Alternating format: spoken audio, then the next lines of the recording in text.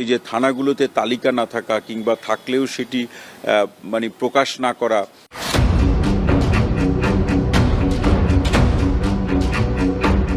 রাত 2:35। গাড়ি থেকে নামতে দেখা গেল এক ব্যক্তিকে।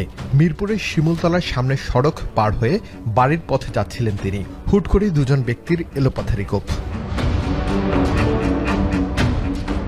40 সেকেন্ড এলোপাথারি কুপিয়ে সটকে পড়ে ঘটনাস্থল থেকে। এরপর পার হয়েছে 1 মাসের বেশি সময়, অথচ অপরাধীরা ধরাছোঁয়ার বাইরে। কি বলছে পুলিশ? দেখতে দারুস সালাম থানায় আমরা। জানা গেল এই থানায় নেই কোনো অপরাধীর তথ্য। কে হামলা করেছে আসাদুজ্জামানকে, নেই সেই অভিযোগের কোনো অগ্রগতি। আগে হয়তো ছিল, এখন আছে কিনা এটা জানতে হবে। ঠিক এই নোটিশ বোর্ডটিতেই ছিল সন্ত্রাসীদের তালিকা। তবে থানা লুট হওয়ার কারণে সেই নোটিশ বোর্ড কিন্তু এখন সিসিটিভি বসানোর স্থান হয়েছে। আমরা দেখতে চাই যে আসলে মূল সন্ত্রাসী অথবা অপরাধীদের তালিকা এই থানায় আছে কিনা। চলুন দেখে আসি। আমাদের কাছে বিভিন্ন তালিকা তৈরি করছি আমরা, কিছু তালিকা আমরা পেয়েছি, আমরা তালিকা করছি। এবার আসা যাক আরেকটি ঘটনায়। এলিফ্যান্ট রোডের মাল্টিপ্ল্যান সেন্টারের সামনে এক ব্যক্তিকে কোপাচ্ছে 15 থেকে 20 জন ব্যক্তি মিলে। অভিযোগ রয়েছে পানি, ইন্টারনেট ও ময়লার ব্যবসার নিয়ন্ত্রণ নিতে এই হামলা। অথচ এই ঘটনায় উঠে আসে কয়েকজন শীর্ষ সন্ত্রাসীর নাম। কি বলছে থানা?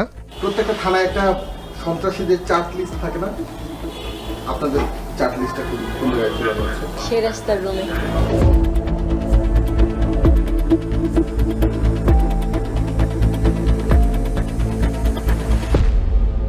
প্রত্যেকটা থানায় একটা সন্ত্রাসী অথবা ক্রিমিনালদের চার্ট লিস্ট থাকে না? আপনাদের চার্ট থাকে না? আগে যেমন থানায় থানায় ঝুলানো দেখতাম বিভিন্ন জায়গায়। আমি এসে পাইনি। হ্যাঁ, আমি এসে পাইনি। মানে এখানে কি নাই? তৈরি করতেছি কিন্তু আমি এসে পাইনি। শীর্ষ সন্ত্রাসী ইমন হেলালের ভাইকে এতে দীপু। রাজধানীতে বিভিন্ন সময় চুরি, ছিনতাই, ডাকাতি, এমনকি হত্যাকাণ্ডের মতো চাঞ্চল্যকর ঘটনা ঘটে।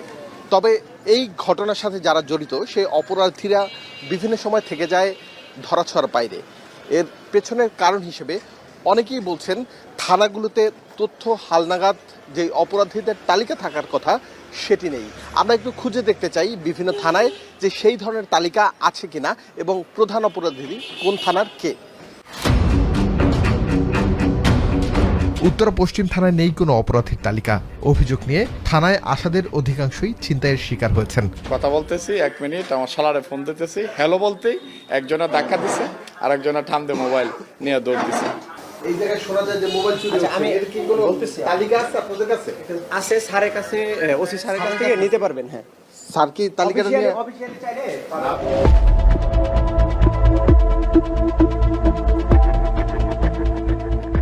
শেরেস্তার রুমে গিয়েও পাওয়া গেল না অপরাধীদের কোনো তালিকা। একটা বোর্ড থাকার কথা প্রত্যেকটা থানায় থাকে, এটা কি আছে আপনাদের? অবশ্যই আছে, কিন্তু আমি নতুন আসছি তো আমি বলতে পারতেছি না ভাই।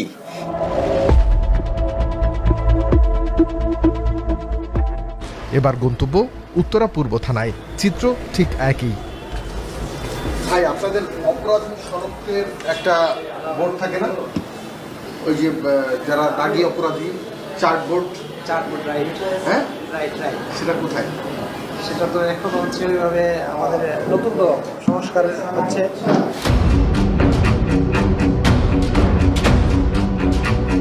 শুধু এই থানাগুলো নয়, রাজধানীর অধিকাংশ থানায় খুঁজে পাওয়া যায়নি শীর্ষ সন্ত্রাসী, রেড অ্যালার্টভুক্ত সন্ত্রাসী, চাঁদাবাজ, কিশোর গ্যাং, মাদক ব্যবসায়ী, ছিনতাইকারীর তালিকা।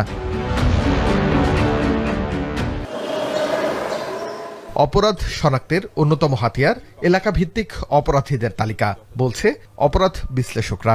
পুলিশের কাছে সঠিক তালিকা না থাকলে অপরাধীরা অপরাধ করে পার পেয়ে যায় বলেও মত তাদের। যারা অপরাধের নেতৃত্ব দিচ্ছেন এদের বিরুদ্ধে আইন প্রয়োগের ধারা বলুন অথবা সেই কার্যক্রমটা খুব জোরালো হওয়া উচিত।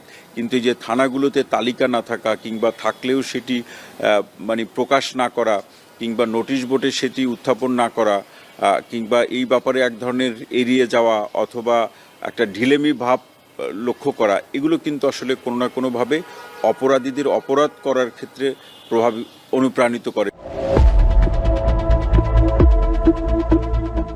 দ্রুত হালনাগাদ তালিকা তৈরি না করলে কিশোর গ্যাং, সন্ত্রাসী ও চাঁদাবাজদের থামানো কঠিন হবে বলে মন্তব্য অপরাধ বিশ্লেষকদের।